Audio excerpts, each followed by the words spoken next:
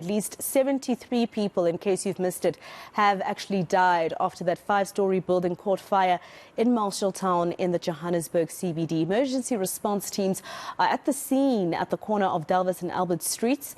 At this stage, the number of injured is unclear, nor is the cause of the blaze. Let's go to eNCA anchor Gareth Edwards now, who's joining us live from the scene. Gareth, I understand that there's an update around children. Yeah, absolutely. Afternoon, everyone. I'm afraid it's never the kind of update that we want to bring you here on eNCA, but this tragedy just gets worse and worse. So of the confirmed deaths, I've just spoken to Nana Khadebe from EMS, and she's confirmed to me off camera that of the 73 deaths, 12 of those, 12 are children. They are minors. The earlier reports, I know Heidi had this earlier, was 7.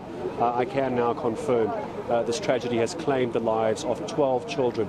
She was unable to go on camera with me. She was more than willing to, but they are going into some more meetings now. But she did say she can confirm that, and I can bring that to you here on eNCA. So you can imagine that there are now parents who've lost their children in this.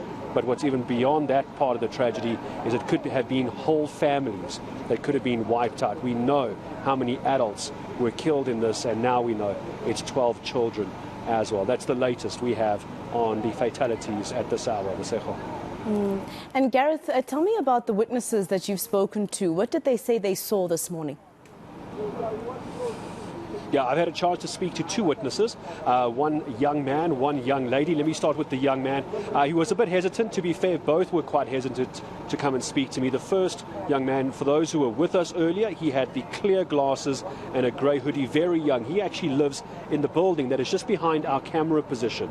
And he explained to me that he was one of the people here on the ground just after 1:30 this morning. So roughly where I'm standing, he would have had this view as well. So he was standing roughly where I am now, but he lives in the apartments here. We're going to hear from him in just a second, but he was explaining to me in devastating detail the number of people that he saw jumping out of the 3rd floor windows. So imagine it's actually that middle row of windows. So this is the ground floor. There's 2 levels here.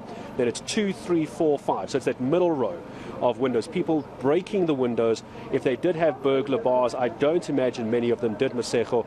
They were jumping down onto this sort of terrace area in the front here, just trying to escape the flames. But I'm going to ask Tebogo, if we could come back to that position that we had earlier on the right-hand side of the building. I just want to illustrate for those who weren't with us for the earlier update. If you look outside those windows, just above the EMS vehicle, the EMS air truck, you'll see what looks like curtains or blankets hanging out. And he was telling me that he saw people helping others down through the windows, on those blankets, on those curtains, whatever they are.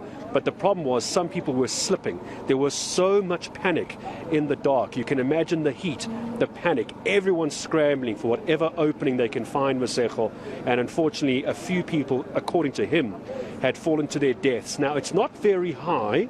Look, it's a good 15, 20 meters up to that level you're looking at there. So if you do land very awkwardly, I would imagine it's not difficult to injure yourself very, very badly. But that was the one witness who was talking to us. I'm going to tell you about the other witness in a moment, but I just want to take you to part of the interview I did with that first witness. My team have it ready for me. Let's take a quick listen. I'm traumatized of what I witnessed around 1:30. It wasn't a pleasant scene to see. Imagine seeing someone fleeing from the fire, jumping from the 3rd floor and not making it. Did you see people jumping out the windows?